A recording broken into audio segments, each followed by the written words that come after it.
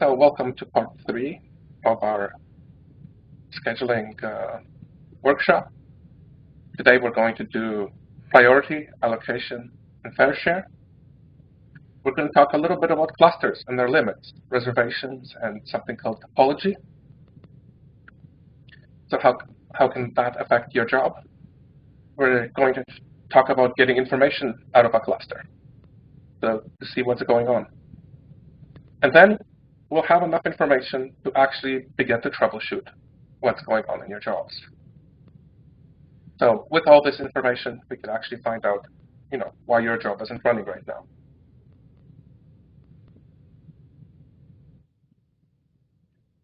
So let's start.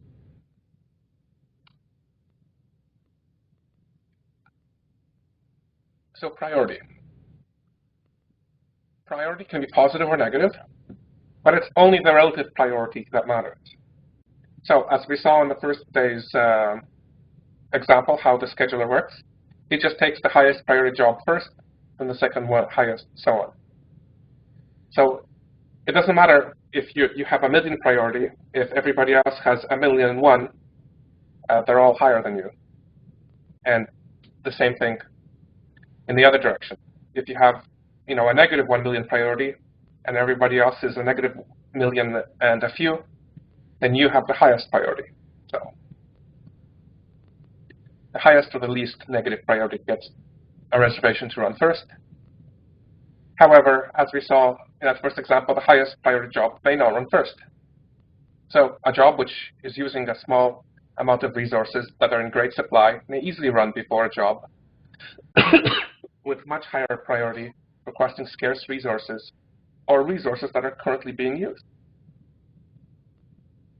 In WestGrid, priority is determined per group via fair share and how long your job sits in a queue.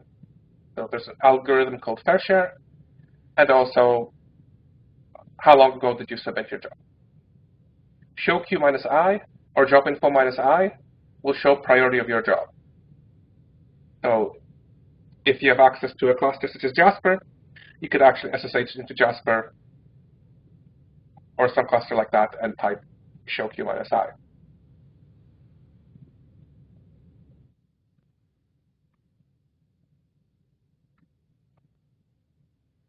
And you can actually see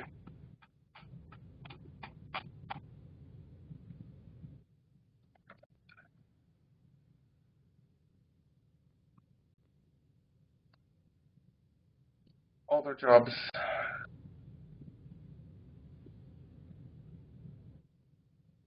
minus I. All their jobs and their priority.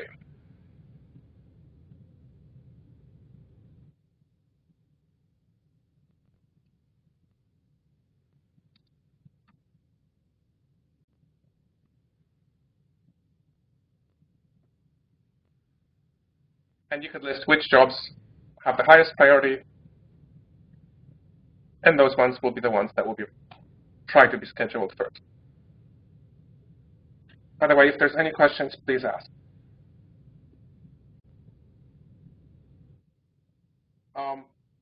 Can everybody see my desktop?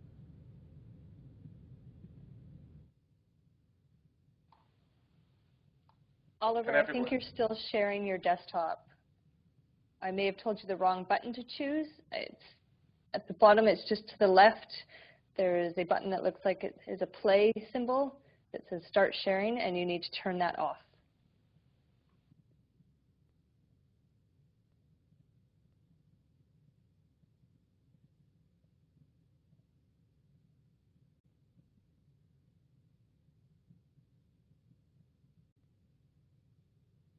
Can everybody see my desktop? Okay, awesome.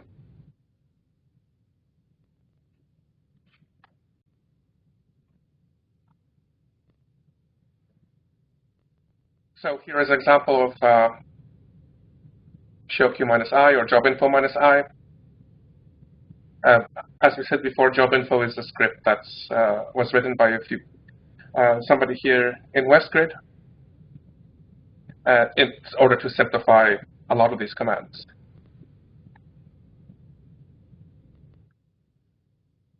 So in here, we see the job ID and its priority.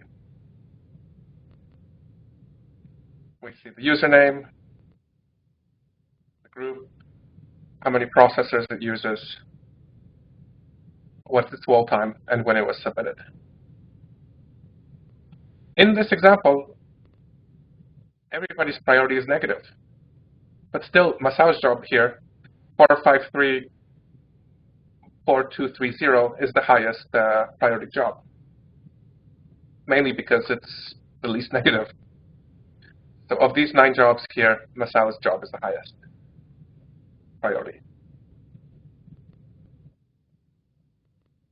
So job info is basically a script that wraps a whole bunch of different user commands and was made to simplify things.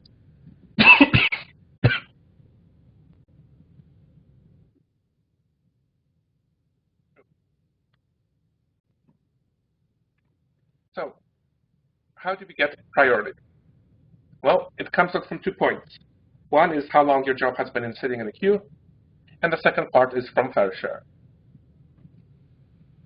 So fair share is a mechanism that allows historical resource utilization information to be basically incorporated into the job priority decision. So in WestGrid fair share compares your group's target usage to your group's actual usage during a time period. If your group has used less than your group share, you're given higher priority. If your group has used more than its share, then the priority from fair share is negative.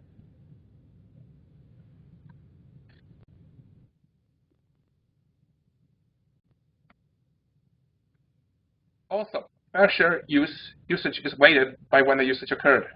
So recent usage is more important than usage at the end of the time period. So for Jasper, the time period is 30 days. So if your group's usage is bigger than its target over the last 30 days, your priority will be negative. However, the usage in the last 2 days is much more important than usage 29 or 30 days ago. So there's actually a decay function. Basically, recent usage is more important than past usage. It's done so that your priority doesn't fly around quite a bit and other negative things happen in the system. It's designed to basically fairly give you your usage over the time period.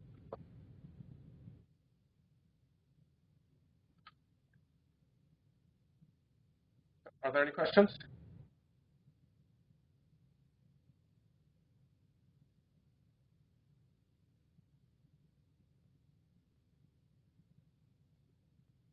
Okay. Fair share trees.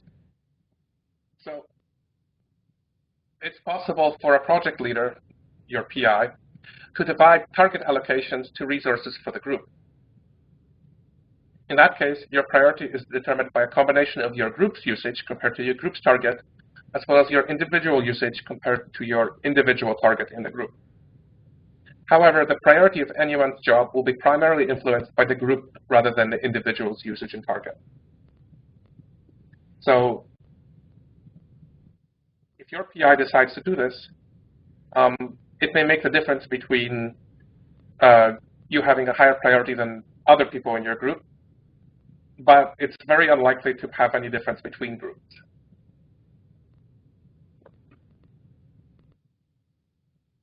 So basically, one can't gain this by making changes here than allowing your group to run more. I should say it's very difficult to gain things. To get group status information, job info minus F, and job info minus A if you have more than one group.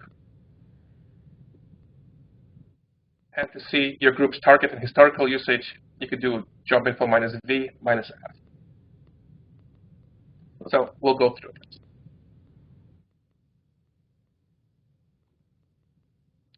Here is job info minus F. Basically, it gives you your fair share information. we could see that on this cluster there's 4,100 cores. And of that, this group has an allocation, well, has actually used for 44.81 during the pair share period. It has an allocation of 0.97 cores,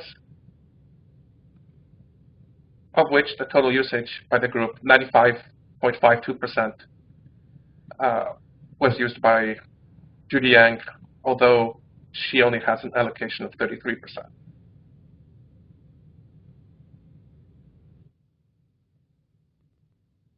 So basically, this tells you who's using, how much your group has used compared to its target, and who in your group has been using the cluster. As you can see here, often it's possible to get quite a bit more usage than your target.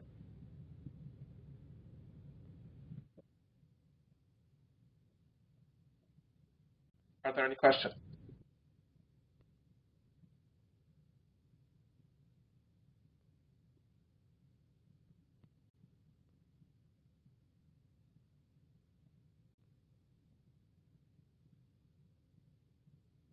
So somebody says, does changing the target from 33% make a difference?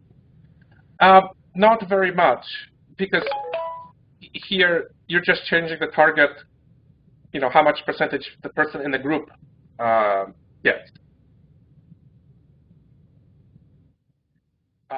What makes a difference is if this was much bigger. If the actual target for the whole group, if the target for the PI was bigger.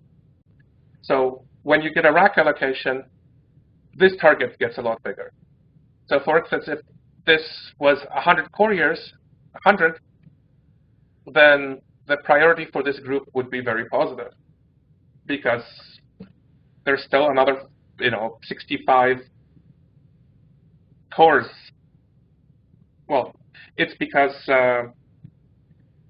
in order to actually use the whole usage, the group would have to use an extra 65 cores over the last time period, beyond what it has used.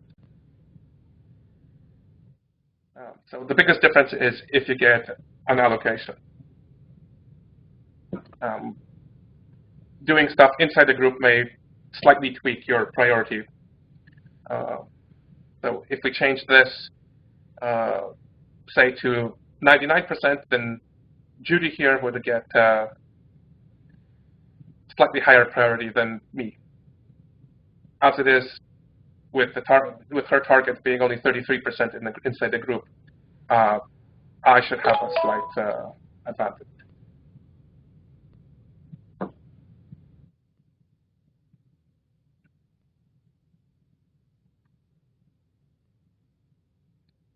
So you could get historical usage and group stats with a job info minus V minus F. So here we actually see some information. This is actually from Jasper. We could see that there's basically 15 intervals. So the pair share system basically does this by creating 15 buckets, each of 2 days long, for a total of 30 days. And it makes usage in the last 2 days worth 100%, stuff that happened 3 or 4 days ago worth 90%, work that was done 5, 6 days ago, 81%, and so on. All the way up to stuff that happened 29, 30 days ago, it's only worth 22% of usage that happened right now. So whether you used less or more 29 days ago, that has a small effect on right now. But it's not the same thing as if you had the same usage yesterday. And here we can actually see when each person ran. So in this case, Judy ran 3 or 4 days ago, 5 or 6 days ago, and in the other time periods. Tim ran a week ago. So you could actually look at historical usage, see, why your priority is less in your group. Who's been running? You could coordinate if you have a really important job to run.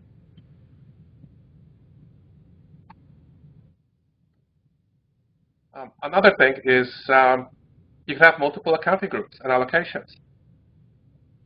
So it's possible that you're part of 2 different research groups, both of which have an allocation in Compute Canada, WestGrid. And you have to run jobs and run simulations for both of them. Well, you could do job info -A, and it will actually tell you which groups you're part of. So in this case, group NTZ 983-AA has no usage and a target allocation of 0.97, but group NTZ 983AB has used 44.81 of 0.97 core units or cores. So as you can see, I'm a member of both groups.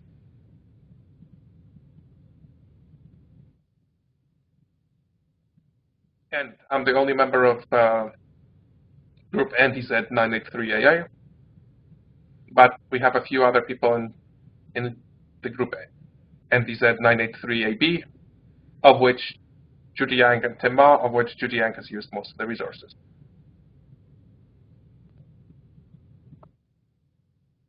Any questions?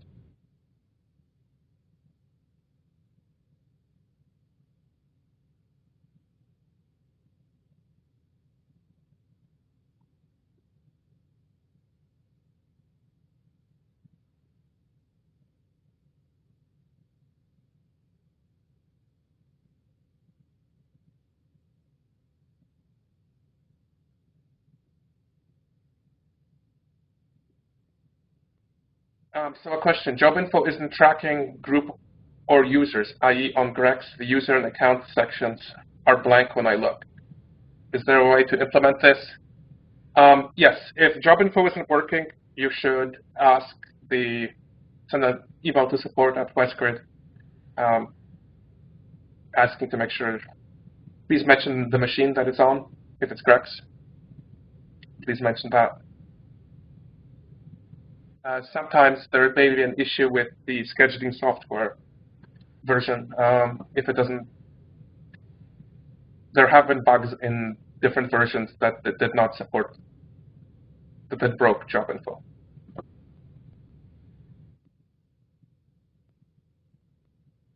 There's other ways of getting this information. Unfortunately, they're a lot more messy and require permissions.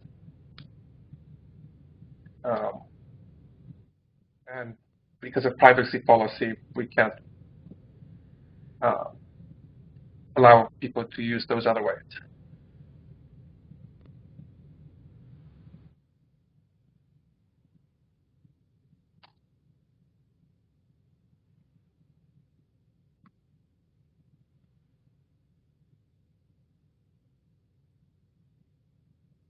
So multiple allocations in accounting groups.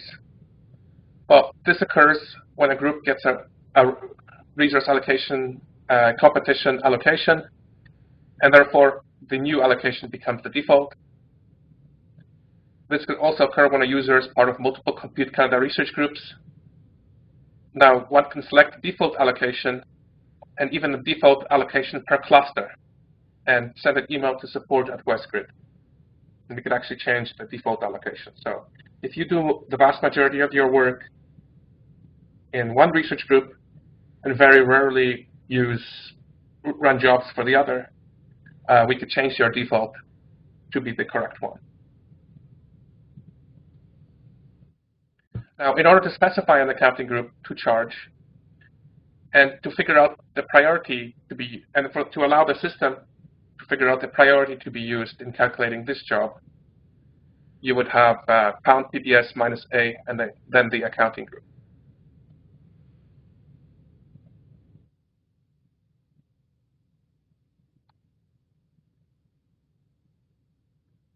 Okay, so please feel free to ask any questions as I go through. So what does an allocation actually mean?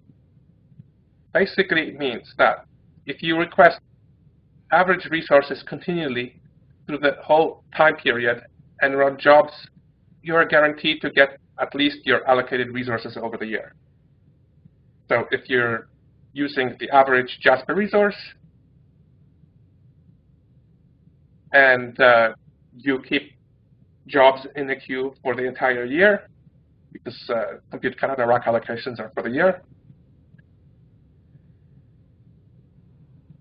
you are guaranteed to at least get your allocated resources over that time period. Somebody's having a fire alarm.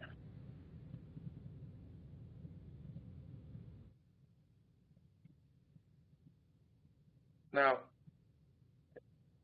okay. With regards to the, I'll try to answer any questions when people come back. But what happens if you haven't applied for an allocation? Well, basically you have a default allocation.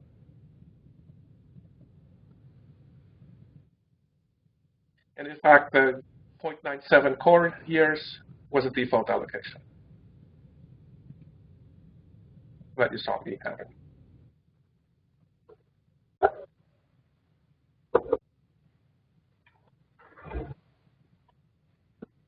And allocations have to work like this. And here's why. Because it's impossible for an allocation to be defined as anytime you ask the resources allocated to you, you will receive them. I'll give you an example. If two users are given 50% of a cluster, so each person gets half, and then both don't start running jobs until the 6th month, until half the year is done, they both cannot get 100% of the same cluster in order for them to end up using half the cluster over the year. So basically, any allocation you get, it has to be done over the year. Now, another part is that unless an extraordinary situation exists, an allocation will not mean that specified resources are sitting idle and are available. Why? Because funding agencies don't like to see resources sitting idle. Now, there are extraordinary situations. One, for instance, could be a tsunami warning center. In that case, if there's an earthquake, they may need to have an allocation sitting idle so that when an earthquake occurs, they could compute which beaches are going to get hit by a tidal wave, and to concentrate police and first responders in those beaches to save lives. But unless you're having, that type of extraordinary situation, nobody's going to have resources sitting idle. The funding agencies would like people to do research.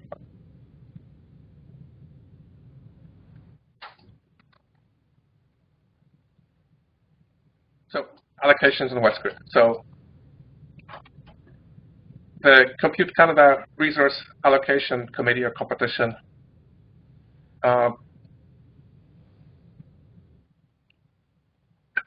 is a committee of researchers that evaluates proposed allocations on the basis of the scientific merits and the resources available. There is a preliminary technical evaluation which evaluates the application of technical merits. So it's first of all evaluated by usually the site leads, and the question is, does your proposal make sense technically? Is it actually asking for the resources? Can you actually get your work done? That sort of thing. And the technical evaluation reports its finding to the Resource Allocation Committee. But basically, what decides who gets the allocation is the scientific merit. It's based upon your scientific score, and then how much, of course, resources are available. So the allocations are done yearly. The RAC call for proposals goes out every September. This has gone out right now. So you have until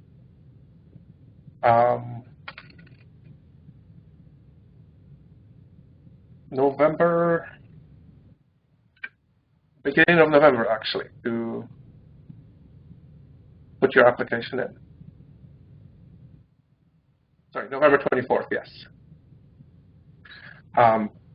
That's the date this year. So it has to be done by the PI or your project leader. However, they're allowed to delegate to somebody else the writing of the proposal. So at that point, it will be evaluated for technical review. After the technical review, it goes to the scientific review.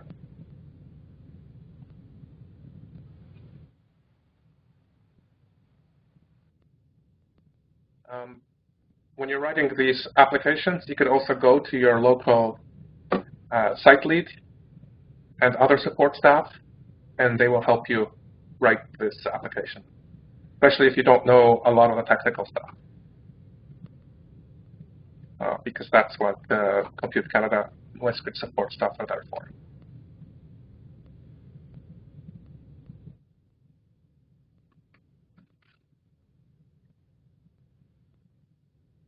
So here's a table of all the commands we've gone over: showq minus I, jobinfo minus I, jobinfo minus F, jobinfo minus V minus F, and jobinfo minus A.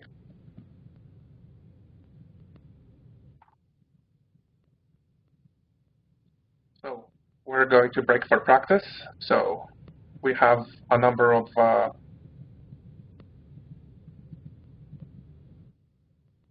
questions to do.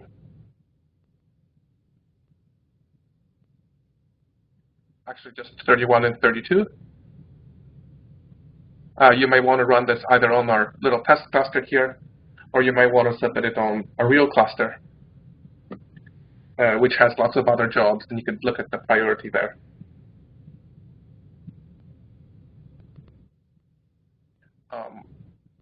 Question 31 you may not be able to do if you don't have a rack allocation or you're not part of multiple research groups.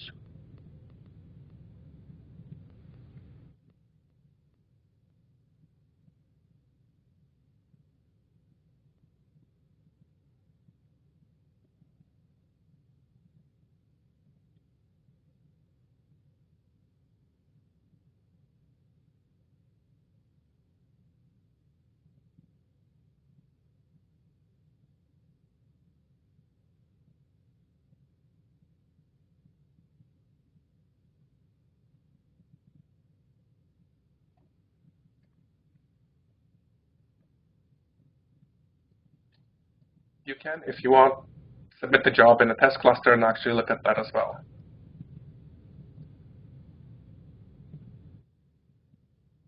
If you are done, question 32, please put done inside the group chat.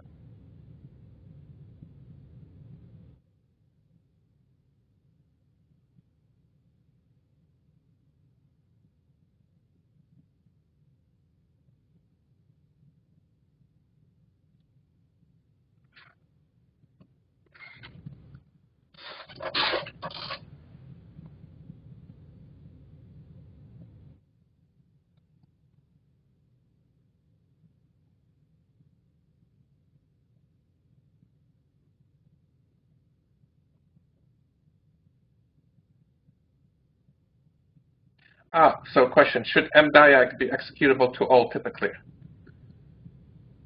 It typically is not executable to everybody on the WestGrid and Compute Canada clusters. If you have a small cluster for your research group, typically in that case, people are allowed to run mdiag.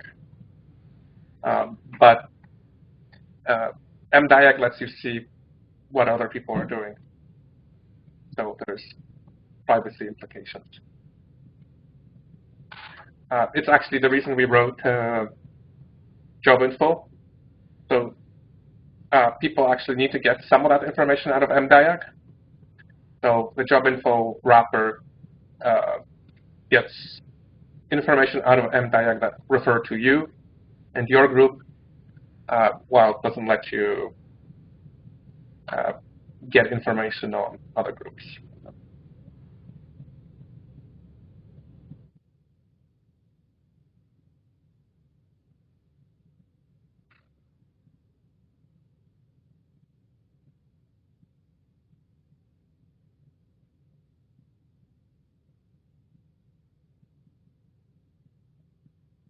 Has anybody else finished?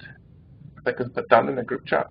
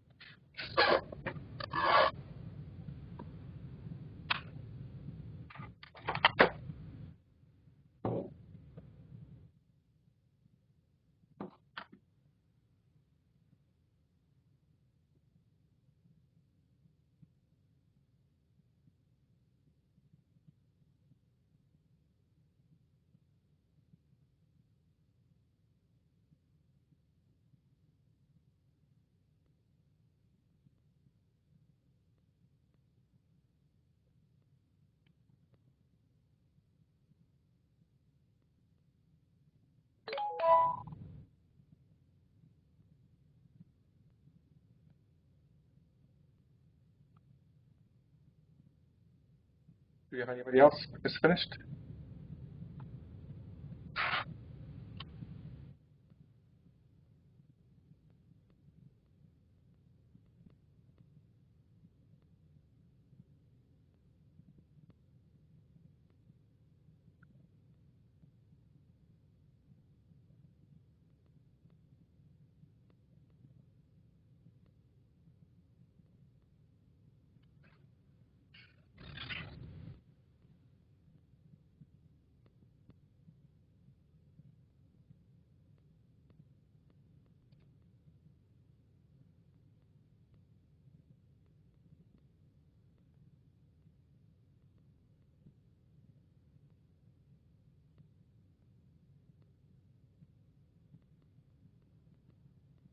Okay.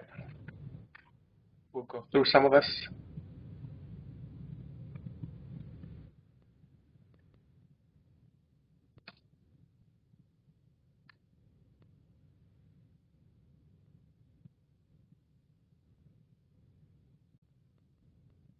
So as we can see,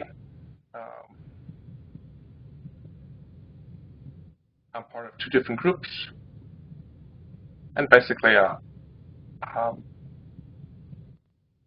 the target usage is 1.29 cores on Jasper, and I haven't used anything there.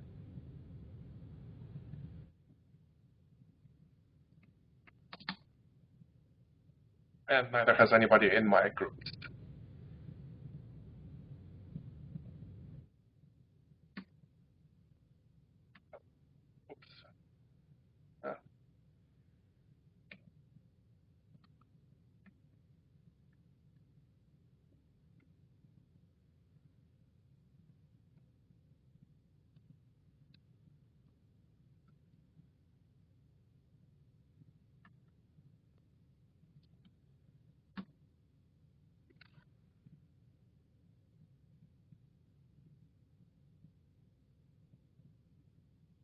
On the little cluster, I've actually used, what's it called, quite a bit of runtime. This is a bit fake here because we didn't set the total cores correctly on the small cluster, but inside the WestGrid clusters, you will see how much usage there is. But you see that we have a lot more usage than target here.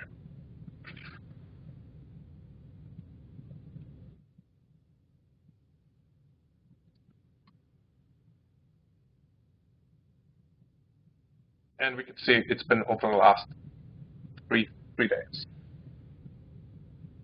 And that's correct because that's when I've been running test jobs. Or to test, make sure that all these things work before the class and during the class or the workshop.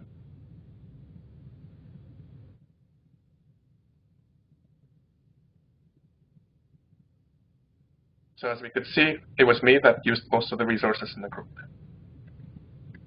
And we could also see when they were run. In this case, the last 2 days. Or the last 4 days.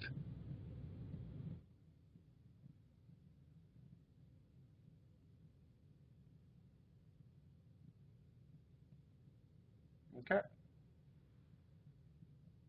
We're going to continue on.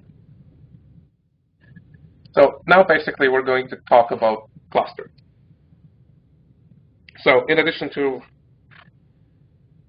what's happening with your job, what's happening with your group and your priority and your allocation, there could be also things happening with the cluster. So we're going to discuss this. There's something called usage limits in a cluster. So basically, there are generally 2 different types of usage limits. The first one is usage limit to prevent the scheduling system from being overloaded.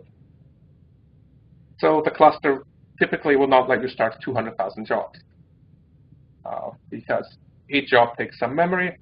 It takes some time to compute what's supposed to be happening with each job.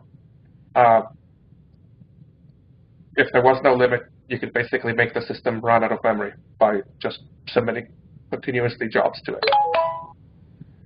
So we prevent absurd number of jobs from being queued at the same time. I believe the limit on Jasper is 2,800 jobs that can be queued at any one time. But there's another limit. There's a usage limits that prevent the user from monopolizing a cluster.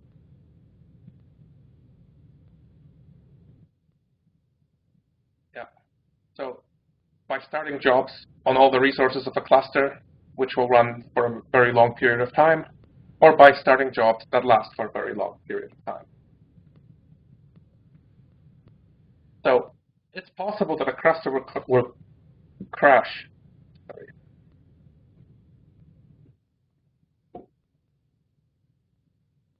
Let's say Luster has died, which is the cluster file system. It is likely that all the jobs may be killed in that case, because they will try to run.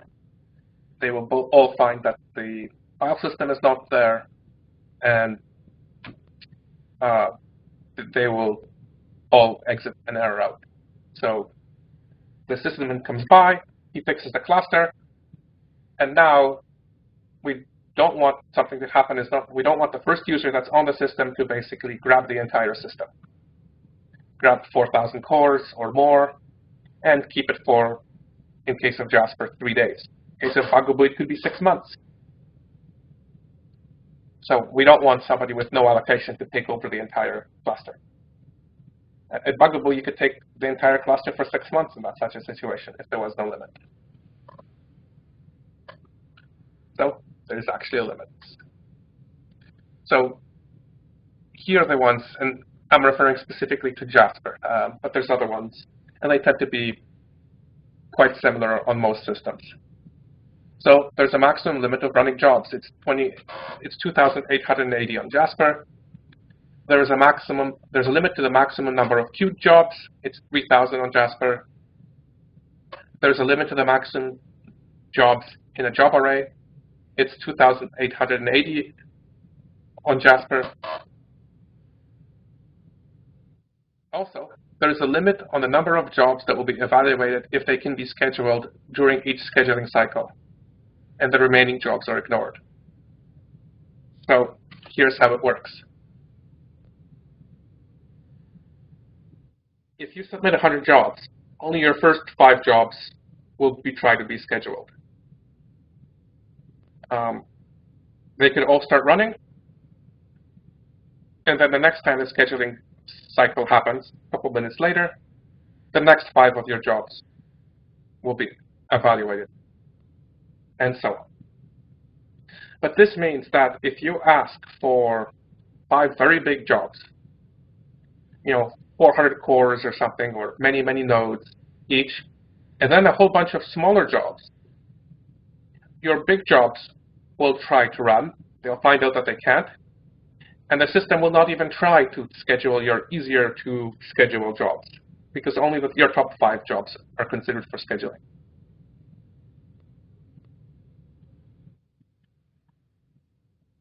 This is basically needed for performance reason for the scheduler. So if you notice that on Jasper, you run some of the MOAP commands, such as show queue, it takes a few seconds to respond sometimes. That's because the scheduler is really, really busy. If we didn't have this limit, basically the scheduler could get bogged down totally and be non-responsive.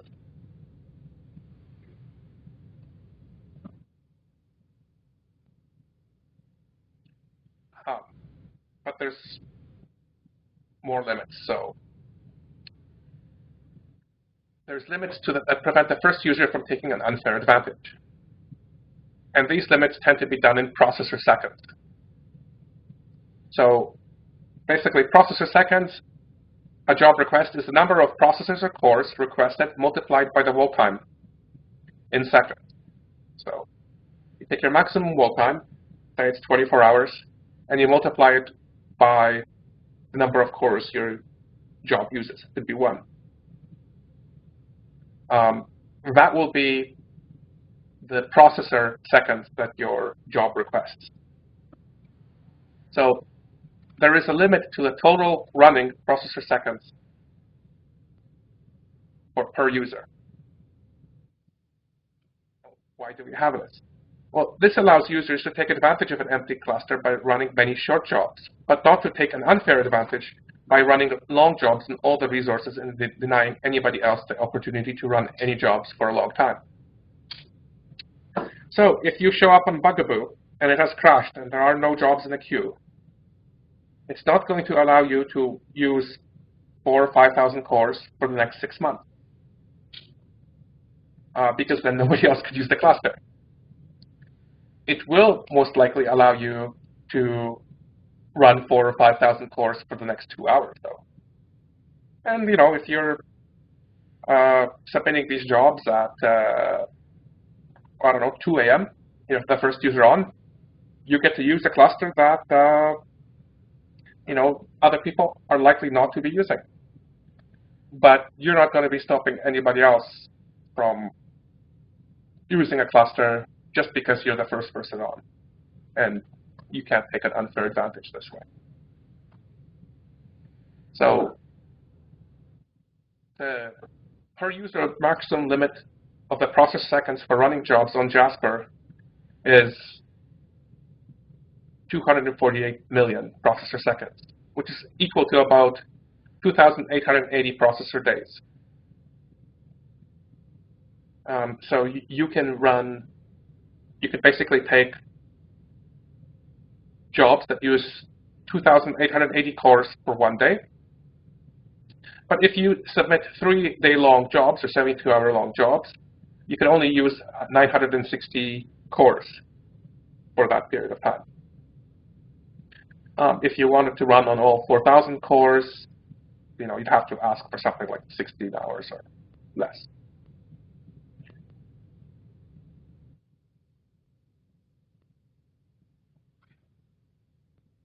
So you have to be aware of these limits.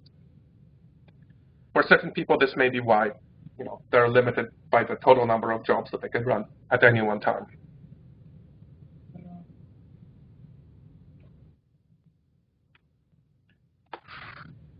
There's also the maximum wall time usage limit. So we talked a little bit about this. So a high maximum wall time is not necessarily a good thing. Clusters that allow high wall time jobs take a lot longer for jobs to start, and are less fair. So they're less responsive to the fair share algorithm and to previous usage. There are advantages to running shorter jobs, such as how quickly your job can be started. So if you run on a cluster that has a maximum wall time of 3 days, that means that, well, if you have a higher priority, if you haven't used your allocation, you're likely to get your jobs start running within the next 3 days, or a fraction of that. On Bugaboo, it may take considerably longer, because their maximum wall time is quite a bit longer. Also, the longer and larger a job is, the greater the chances of experiencing hardware failure. And you can minimize this through checkpointing, so breaking up a big job into shorter sections. Now, there are software that you cannot do this with. You have to run a very long job. So we have clusters that allow you to do that. And we also have clusters that have a maximum wall time of 3 days in order to allow more interactive usage. Users which need to run a job, get the result, look at the result, and then submit another job. Submit another job based upon the first job's result. If you have an iterative use case, you want to run on a cluster with a short maximum wall time, provided that your software supports that. Sometimes it's possible for part of a cluster to be dedicated for shorter jobs and part for longer jobs. So Jasper is actually an interesting case here, because part of Jasper is dedicated to whole node parallel jobs. Other jobs with a short wall time of under 6 hours can run in the parallel section of Jasper at a reduced priority compared to whole node parallel jobs.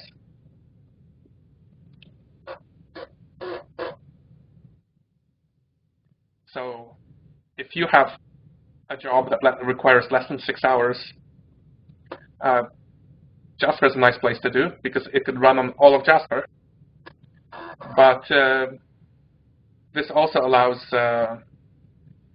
larger parallel jobs not to be affected very much by it.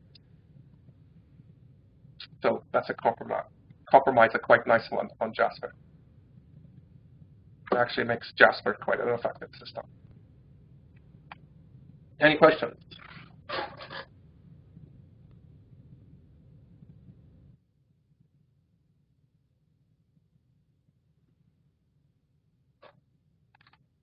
Okay. Well, I'm going to talk about reservations. So usually jobs have reservations that can move, but there's actually also special reservations.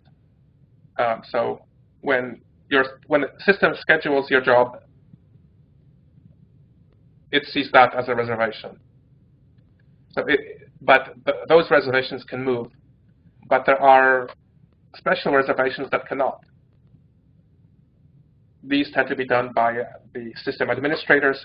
Say they need to reboot a node, or to upgrade it, or to install new software on it.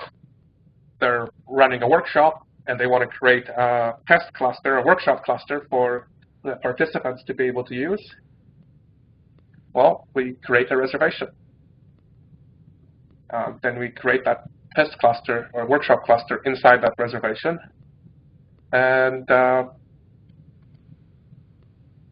then people can run the workshops in them.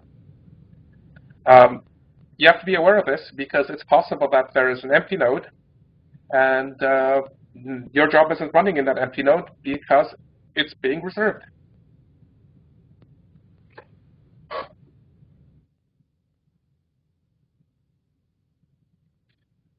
we said, the reservation is used for many purposes. They're used to schedule outage, such as a security patch that requires a reboot. Used to reserve resources for special occasions, such as workshops. Also, each job creates a reservation, but these ones can be moved, as we can see that in the first day's example. You can see reservations on a cluster via the showres command. You can also see reservations by cluster node with the showres -n.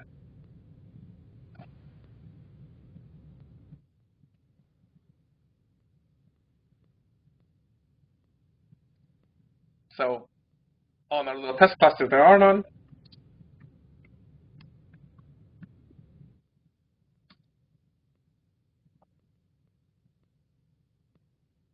But on Jasper,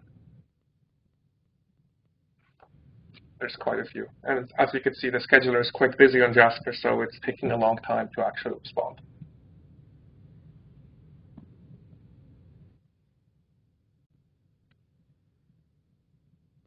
Which is why we have some of these usage limits. Yeah.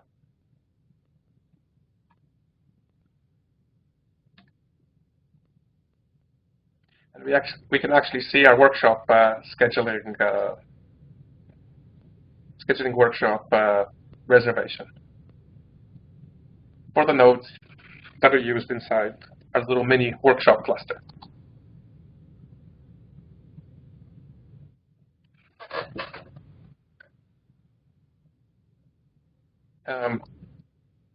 Just another suggestion. So reservations and short serial jobs. If there are reservations out there, maybe you can have short serial jobs that can run. If those jobs can run before the reservation completes, then they will be scheduled. So as we can see on this cluster, we have the running jobs. We also have the reservations. And then we have the higher priority jobs in dark orange that are quite short, 12 hours long, and they can actually fit in before the reservation. We have a lower priority user in yellow here with even shorter jobs, and they could fit in even in those places where the 12-hour long jobs can't fit. So you could get some runs in before the reservations happen if you have short serial jobs.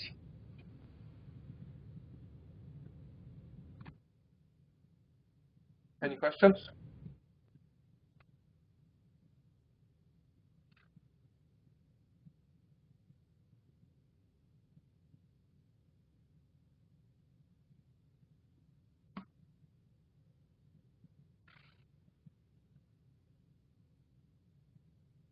Okay. Job holds. So there are 4 types of job hold. User holds are set by the user and can be removed by the user. So these are basically your job dependencies. Those are user holds. System holds are set by the administrator. So if you run a job that's killing the cluster, it's quite likely that the sysadministrator will come by and put a system hold on your job for your job not to be started, or any more of your jobs to be started. Batch holds are created automatically by the scheduling system when it tries to run a job and fails and keeps failing. And once the system is in a batch hold, once a job is in a batch hold, that means that the scheduling system has tried and cannot figure out how to run your job. It just keeps crashing, and it puts it into a batch hold. It will not try again. A defer hold is a temporary hold, lasting an hour on Jasper. It's placed by the scheduling system when it can't run a job. So after 24 times on Jasper, a job that has been deferred, the hold is changed to a permanent batch hold. So you could check if a job is being held by running the following commands: check job and the job ID, and you could actually grab for holds, or you could run show queue or show queue -b. now show you all the blocked jobs.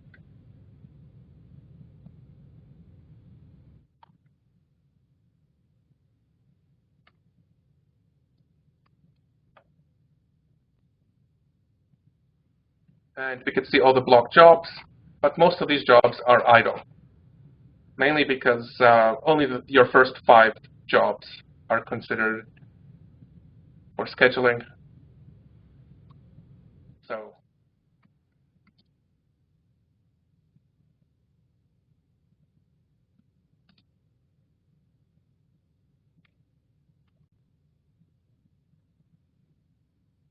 and we can see some jobs here. Some are deferred, some have user holds in them, some have batch holds.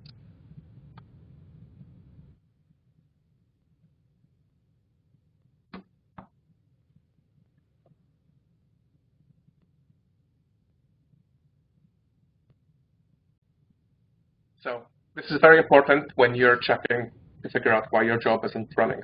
If it has a hold on it, which type of hold is it? Is it something done by you, by the system administrator, the scheduling system? Is it something temporary or permanent?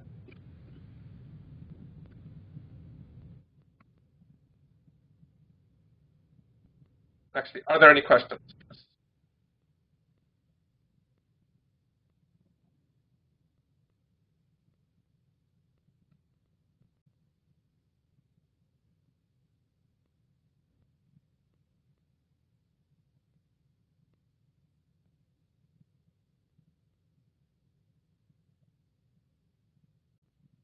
Okay. We're going to start on topology. So what is this? Well, as more and more devices are added to a system, the ability to have high bandwidth and low latency communication between every device to every other device becomes at first expensive and impossible. So this happens between cores on a chip, memory on a machine, chips on a board, GPUs, as well as nodes in a cluster. So the workaround is topology. Only a certain set of resources are connected with high bandwidth, low latency, non-blocking connections with each other. But the connection to other resources is via lower bandwidth, higher latency, larger blocking factors. So blocking factors is basically just as if you have cable internet at home. There may be 50 people sharing the same bandwidth in your neighborhood. That's sort of the same thing that happens inside a switch. You may have basically, if you have a 4-to-1 blocking factor, then only 1/4 of the nodes can communicate at the full speed of the network before running out of bandwidth.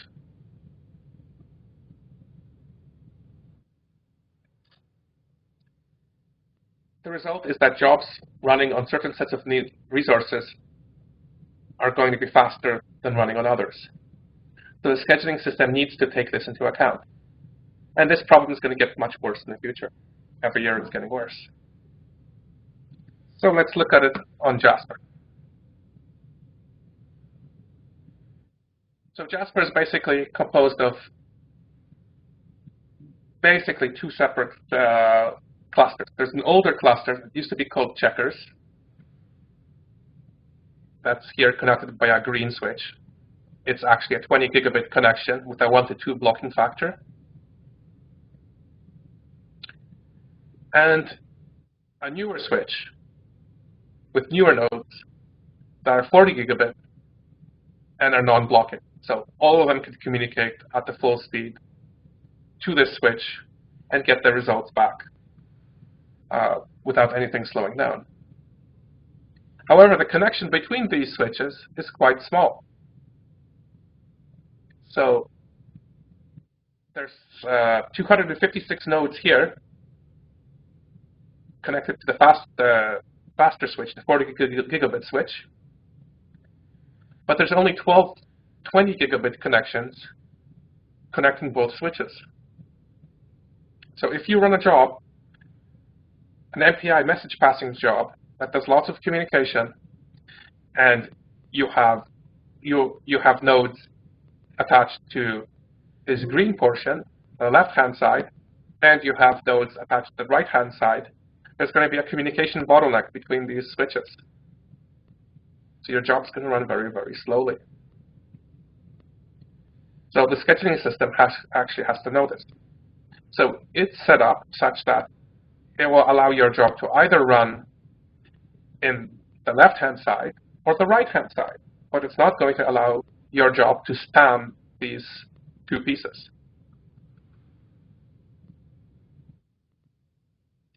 So jobs with processes running on both switches would have a 40th of the bandwidth available to jobs running on a single switch. So you could run jobs only on one switch or the other. But say you have 200 cores available on the left-hand switch and 250 available on the right-hand switch, and you want to run a 300-core job. Now, there's 450 cores sitting empty, ready for your job to run in the cluster. However, there isn't 300 cores in any single set. So your 300-core job will not run. Why? Because it can't find one set of nodes where it needs to run.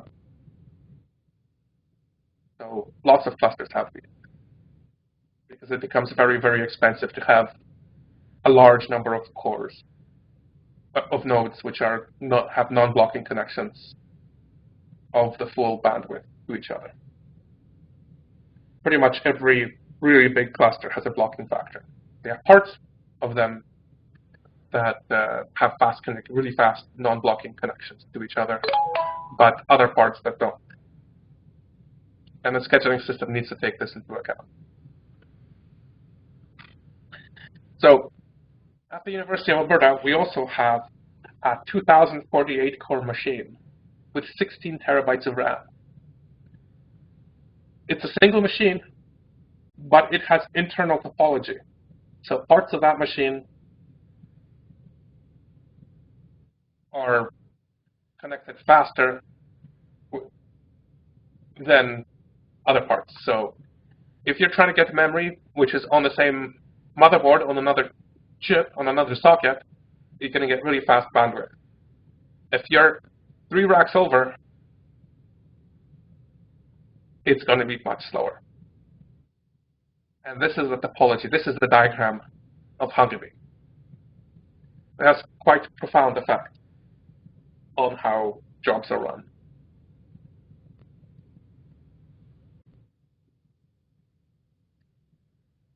Yeah.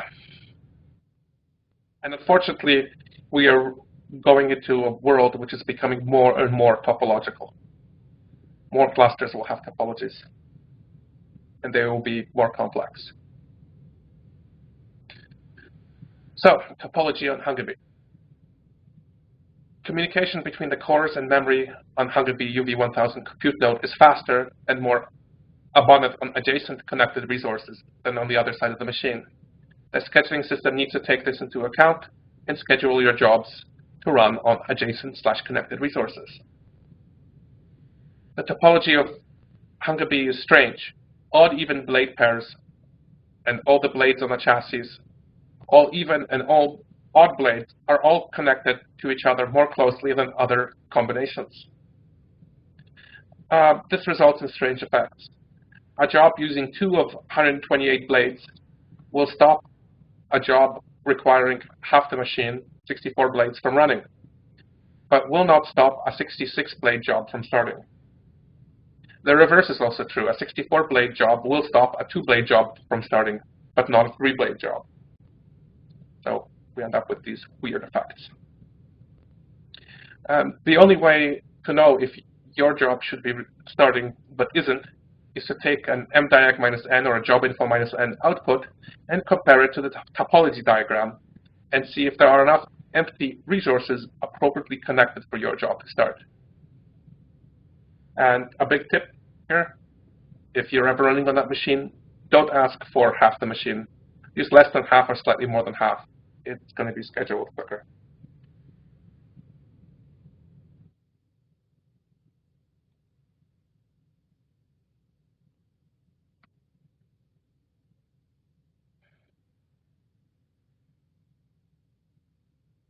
Okay.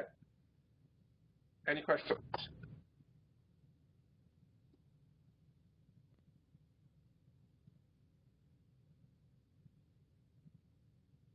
Okay.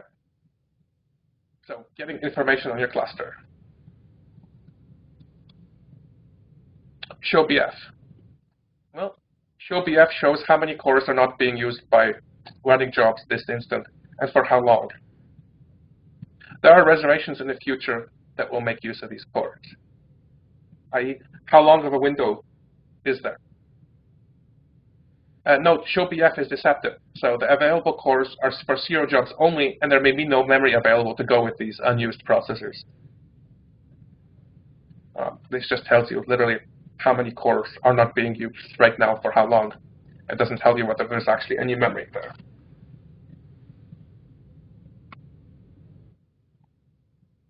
Job info minus n, or mdiag minus n. It tells you quite a lot of information. It tells you all the node names. What state are they in? Is their jobs running, busy, or idle? How many processors are available? How many processors total are there on a node? How much memory is available? How much memory total is there on a node? And then there's a summary here at the bottom. Notice in the summary it says that 96 processors are available, and there's quite a bit of RAM available, but they may not be available on the same nodes.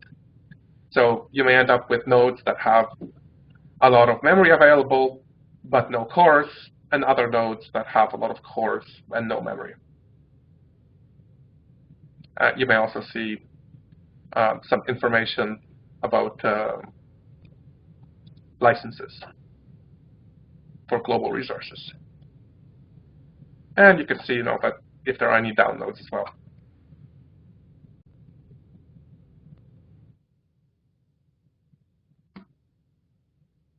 PBS nodes minus ln. So this will tell you, so job info minus n, mdiag minus n is the moab command, PBS nodes minus ln is the torque command, and it will show you how many nodes are offline.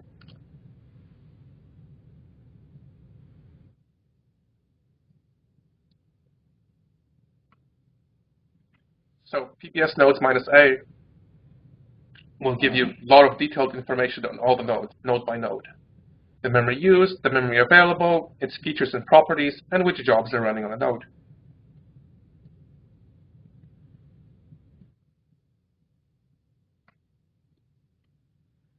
Show queue will, of course, show you the state of the queue, including which jobs are running, idle, and deferred.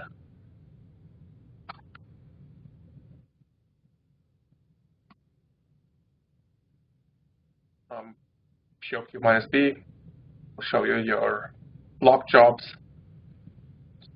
which jobs are in batch hold and the scheduling system gave up on, which jobs are just deferred and they're going to be tried to run again, and which jobs are just not being tested right now for running, but will be as soon as other jobs start running. Show queue minus I, or job info minus I, gives you your job's priority and lists the jobs in order of priority, from the highest to the lowest.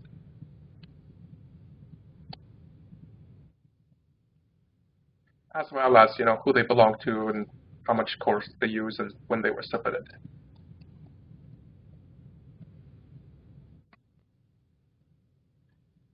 So here's the table. Same information inside the table. This table is provided, so I created 2 basically handouts to go with the worksheet. So there's a scheduler command, and it goes through all the outputs of the scheduler commands.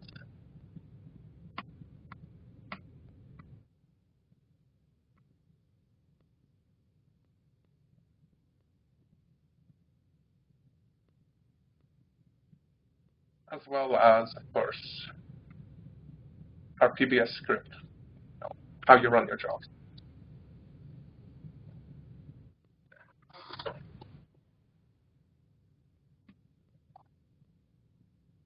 Okay. So we do have a few exercises. Question 33 about job holds. So if you go into a cluster and identify which jobs are being held and how that works. So also idle nodes, figure out information on a cluster. So questions 33 and 34. If n diag minus n doesn't work on the cluster, then try job info minus n.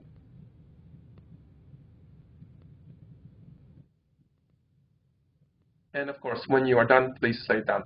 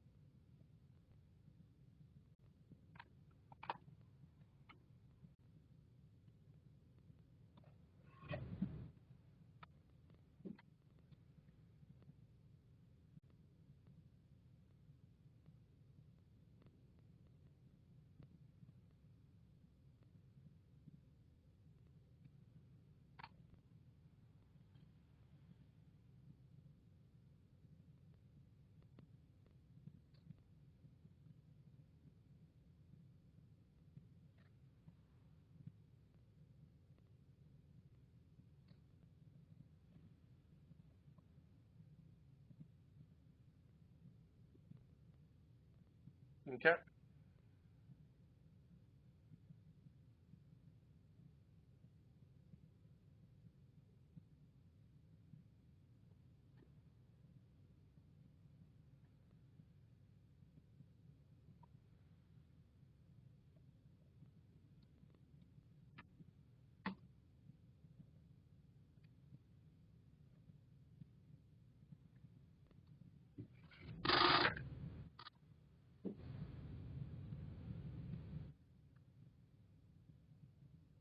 So as we can see, our entire test cluster here is basically sitting empty right now.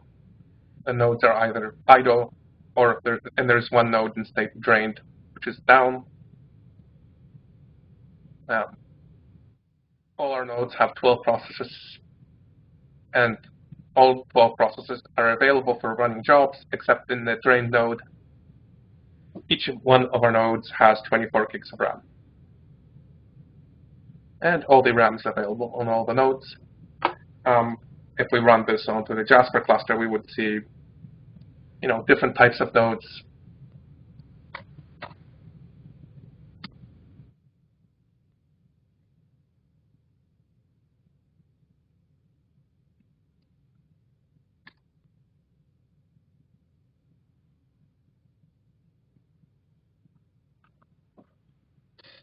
So here we see that we have quite a few different nodes in different states. Some are running, some are busy, some are idle. We could see that, in the busy node, all the cores are used. Sometimes all the RAM is used, but not always. Sometimes most of the RAM is not used, say in node 121 here. All the cores are being used, but only about 5 gigs of the RAM is being used. There's 24 gigs of RAM available. Well, total on that machine. There's 19 gigs of RAM available to be used, but there's no cores to correspond with this. Now, it's possible we'll find some other node that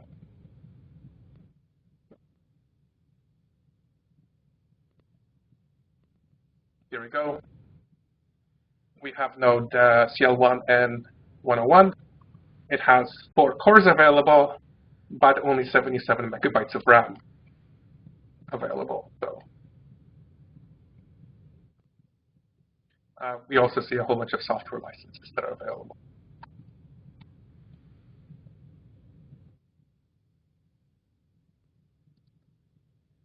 When we look at block jobs, we see a lot. get rid of the idle ones.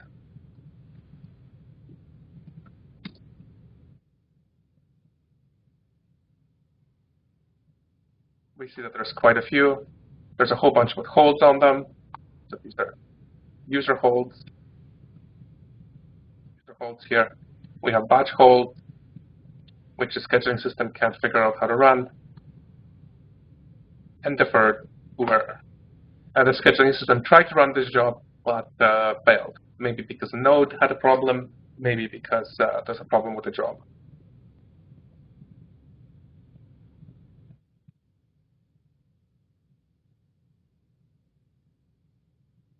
Yeah. So if you want to determine whether there's actually enough resources available for your job to run, you have to make sure that there's actually enough resources on one node with that there are enough cores, and that there is enough RAM and all the other resources that you have asked for. Otherwise, your job may not run because there may be not enough resources. So let's continue. Now we're going to troubleshoot. Why does my job not run? Well, I'm going to list the reasons, usually in order of probability. So this is what we found. Well, there's a problem with the job. So if there is a problem with the job, it's not going to run. Asked for wrong type of resource. Yeah. So the answer to that is go to check job. Second most likely, the job is blocked. Why? There's a user hold, there's a batch hold, there's a system hold. Something's blocking the job. Or you have a whole bunch of jobs. Maybe you have some 5 big jobs and then a whole bunch of small jobs, and your 5 big jobs are the only jobs being considered for use. Third most likely is other jobs have greater priority. So if you're asking for a lot of resources, other jobs may be higher priority. They're going to get run first. Fourth one is resources not available. So maybe there's enough empty cores and enough empty RAM, but not enough nodes with both cores and RAM available for your job to run. And the fifth possibility is that there's a problem with the scheduling system or cluster. And in fact, that's by far less likely. More likely is that somebody has higher priority, or there's a problem with your job, or it's blocked, or the resources aren't available. So let's look at some of the common problems. So a job can request more resources than are available on the system or practical to run on the system. So Jasper has, over 4,000 cores. You could ask to run a job for 4,000 cores, but that's not practical. In fact, that would never actually run because Jasper has those two, has a topology. But even if you asked for, 2,880 cores, that's possible to run in one of those. That's basically all the cores that are connected to one of those switches. That's going to take a very long time to run because it basically would mean that your job would have to have both the highest priority and wait until every single job on that part of Jasper has finished for your job to run.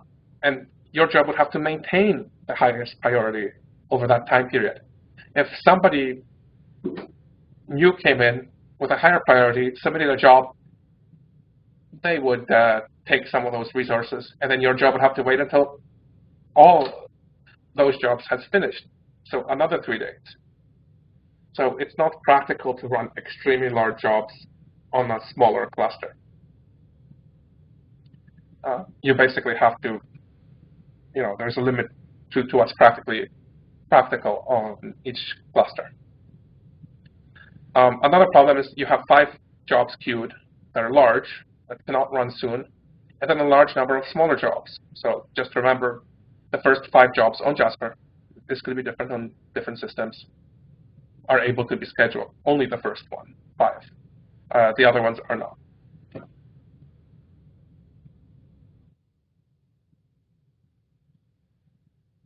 So there could be a problem with your job. Well, is the job blocked? Show Q minus B. Find out why. Check job minus V minus B job ID. So in there, at the bottom, it will tell you why, if your job is blocked, why. Is the job on hold? Which type of hold? Is it a user hold, a system hold, a batch hold, a deferred, right? Once again, user hold means you did it, the user did it. It's usually when a job is waiting for another job to finish, job dependency. System hold means a system administrator did it. And usually because your job was causing havoc on a system.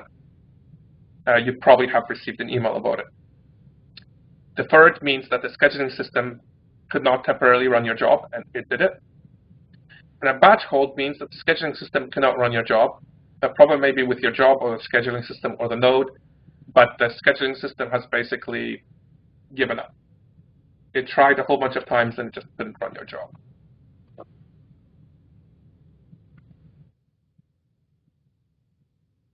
So what's my job's priority compared to other jobs on the cluster with a job info minus I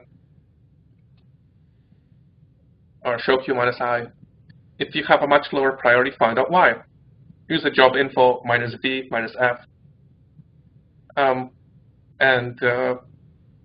Then you have a number of options. You could wait until priority improves over time. You could ask your fellow group members to run less. You could ask your professor to apply for rack allocation so that your target is higher, and therefore you could use more.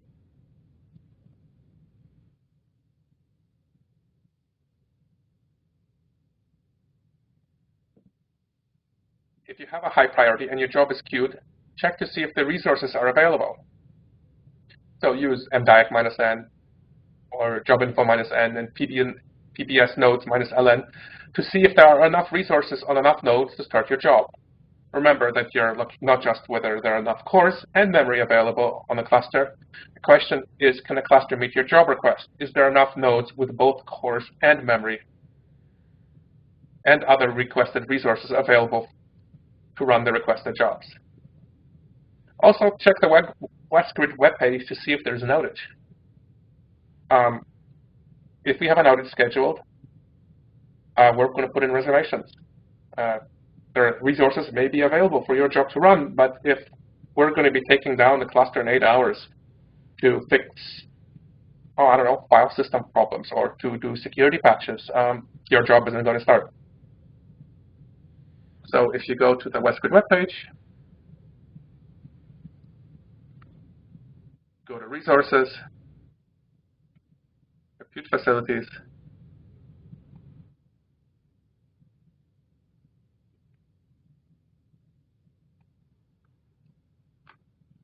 and here you actually see green dot. So everything's running right now. If something was going wrong, there'll be a red or a purple or an orange for a cautionary light.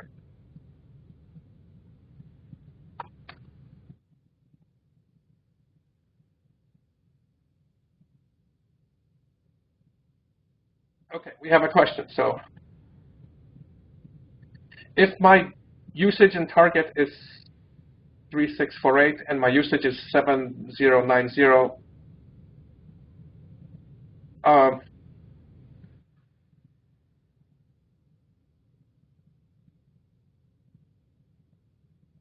okay, well,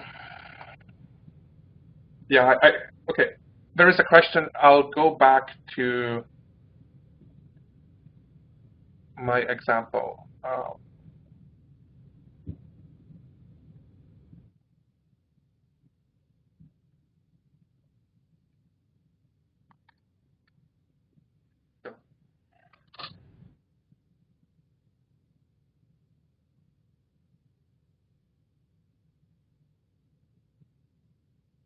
Okay, yeah, okay. Somebody has put in an example in the group chat. So usually the way these WestGrid systems are set up is that there's basically two parts. The part on top here, yeah, is your usage versus your target. So this part is set up in terms of cores. So on Grex, there are 3,648 cores available to be scheduled, of which your allocation, I believe, is 0.44 core, and your group's usage is 47.33 in this example. So basically, your group has been using 100 times its target allocation. That's quite possible, because most groups use larger set than their allocation, especially since that 0.44 may be the default allocation. And not all groups are going to be using their default. So this basically means that your group has used 100 times its target allocation. Other parts of it, it says that there's quite a few people in your group. There's probably 9 people. So each group member has 11.11% of the group's usage. In this case, user SSOB has used 27.03%, while user Werner here has used 70.1%. And basically, all the other users have not used very much usage in this cluster. So 71% by one user, 27% by another. But that's of the group's usage in the last time period. While the group itself has used 47.33 cores with an allocation of 0.4. Does that answer the question in the group chat?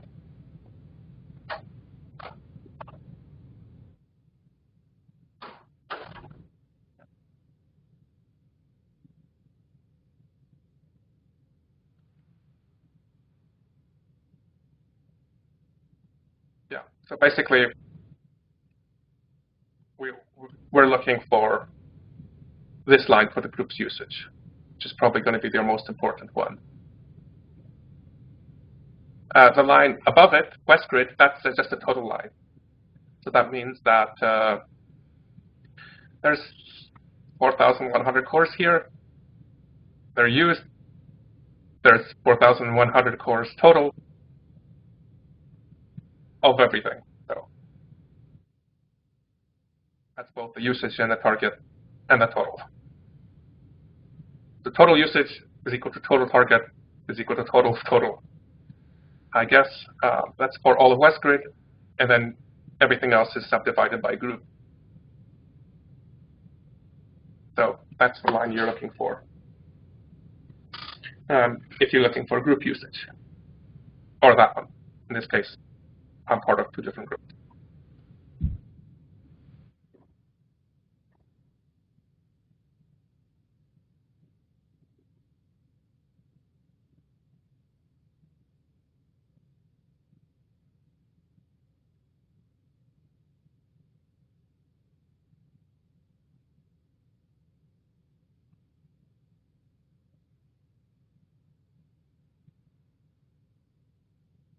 Okay.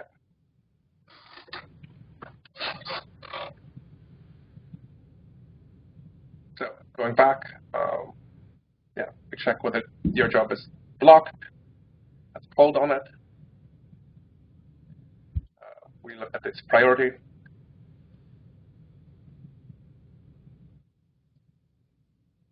So your options are either to wait, and your priority will improve over time as your group is using less resources, or to ask fellow group members to run less, or to ask your PI, or if you are the PI, to apply for a rack application.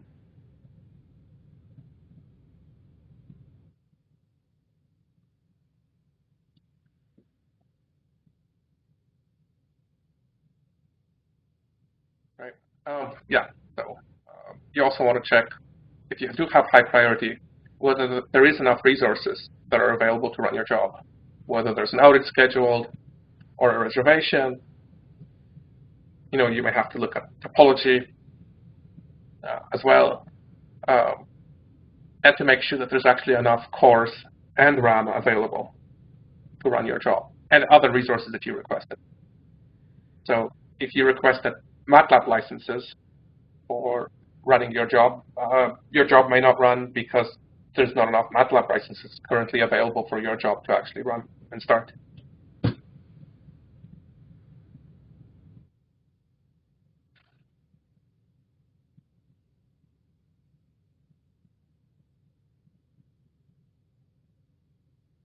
So is there a problem with my job?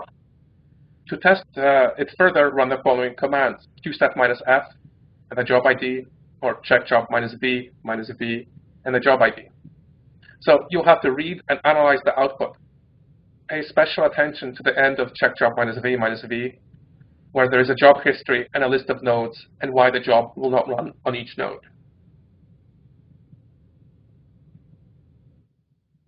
So,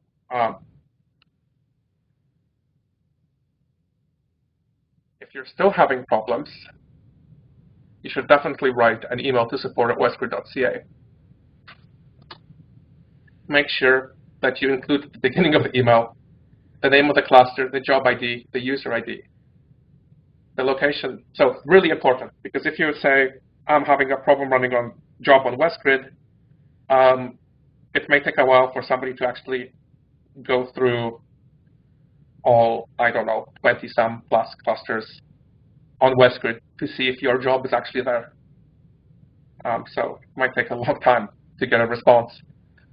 You need to specify which cluster you're on. What's your job ID? What's your user ID? And it's also very good to put in the location of the job script you submitted, any output or error from the job run.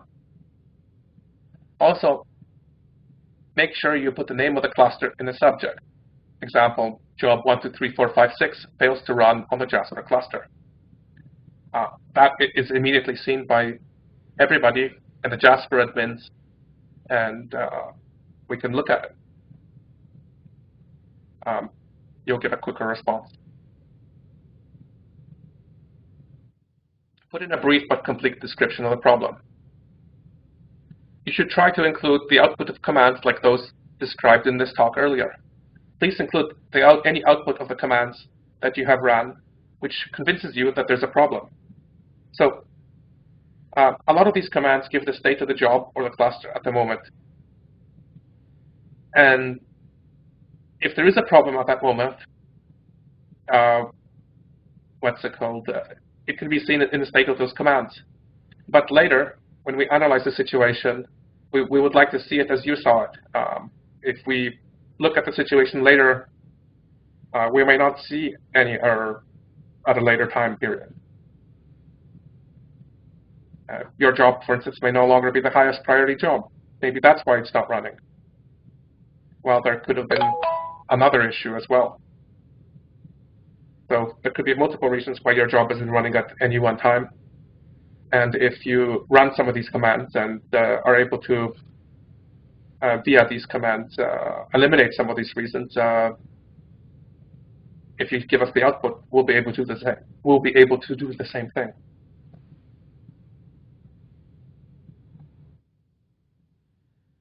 Trace job. So if you have a work group cluster, your research group has its own cluster, then you can run something called trace job. So trace job, now it will only run on jobs that are queued or have been recently running or have been very recently killed. It'll actually give you a whole bunch of information upon what's going on, what happened minute by minute, and so on. But this eventually, all this information goes away. But if you do have a work group cluster and you have administrative access, trace job is a nice way of figuring out what's going on.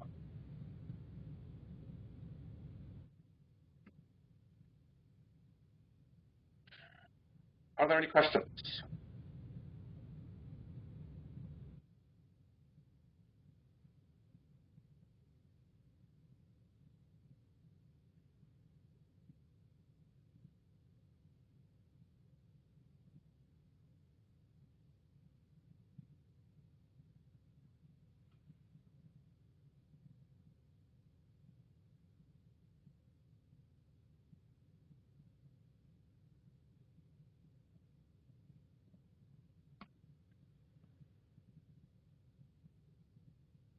Oh, somebody's saying job info is not available on Hermes. No, job info is not available everywhere. It's a script that was written by some system administrators here in WestGrid. Actually, Martin Siegert at Simon Fraser University. If it's not available on Hermes, you could request it. Please send an email to support at WestGrid if you need to use it.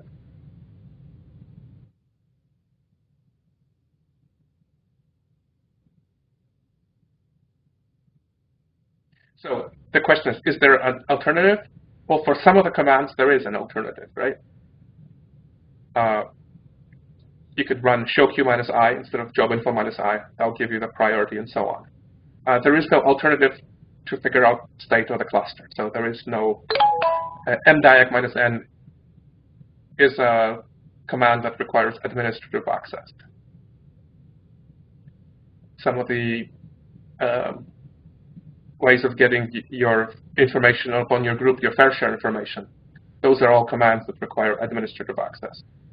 So only job info script will allow you to directly see that information.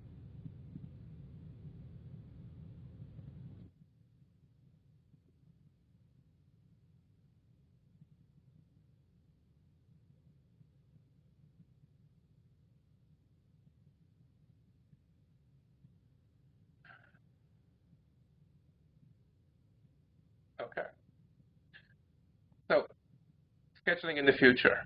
Well, there's going to be many more levels of topology, unfortunately. That's where the world is moving.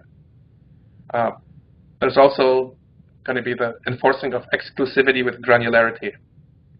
So, to allow better separation between jobs. So it's still possible for one job to affect another job running on the same node. As time has been going on, the ability of the operating system to prevent this has been increasing. So that's going to be nice. Scheduling in the future will also include data movement, backups, recovery, latency, bandwidth, and maybe move your job to the data, not the data to the job. There's also the talk of failure-tolerant jobs in scheduling. If you have many thousands of cores, hundreds of thousands of cores running at the same time, and one of those cores or one of those nodes fails, having the ability, well, first of all, for your job to be able to handle it and the scheduling system to be able to handle that and replace one of those nodes with a fresh node. So your job doesn't die and can continue on, sorry.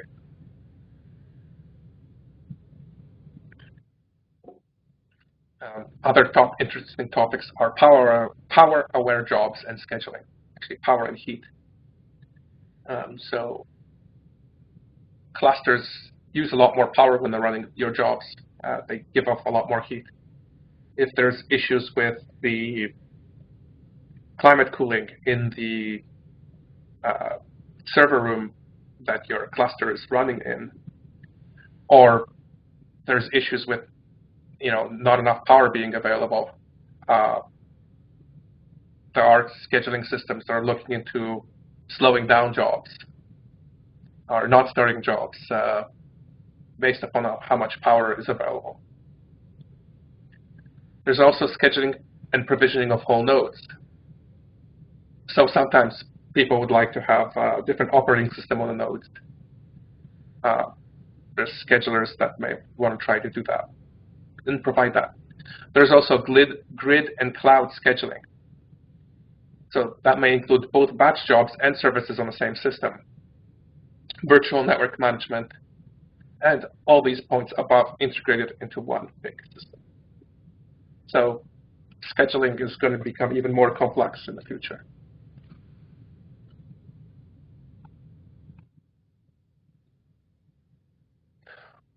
So I think we're at the end here. Are there any questions?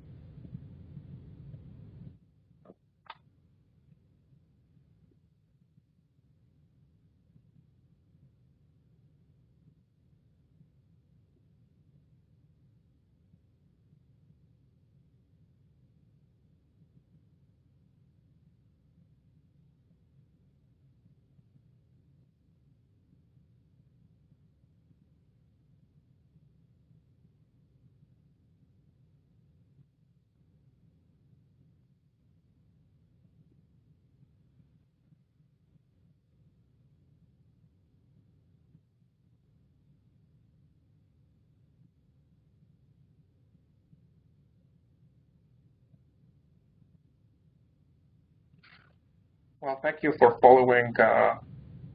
Oh, there's a question. Oh, okay. So somebody says, I have a really simple question. Normally on our simple server, I could use PS to find a job ID and kill a job.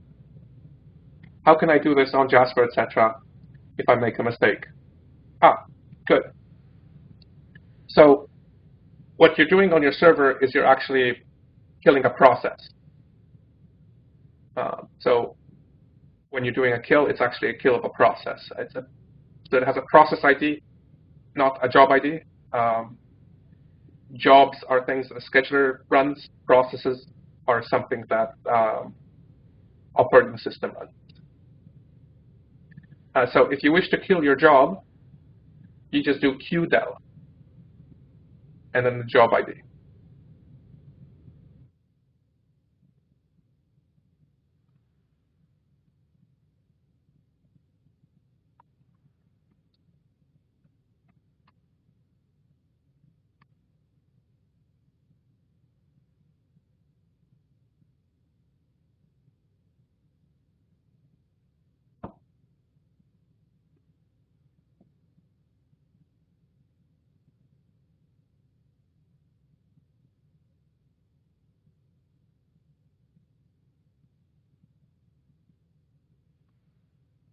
So are there any other questions?